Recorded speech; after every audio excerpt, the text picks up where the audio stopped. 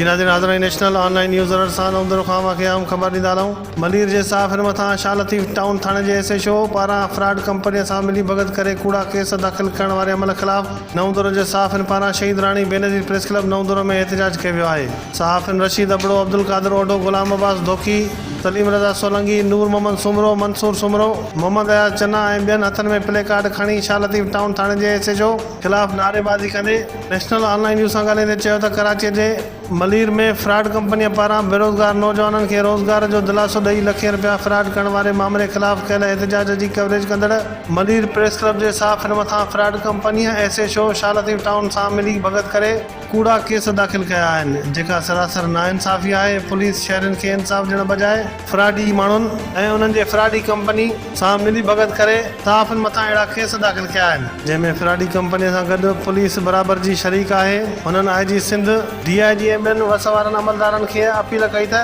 साफ़िन मथां दाख़िल कयल कूड़ो केस ख़तमु करे फ्रॉडनि जी वंगार वंदड़ SHO शाह लतीफ़ टाउन ख़िलाफ़ क़ानूनी कार्रवाई कई वञे। ॿी सूरत में एहतजाज जो दाइरो वसी कयो वेंदो।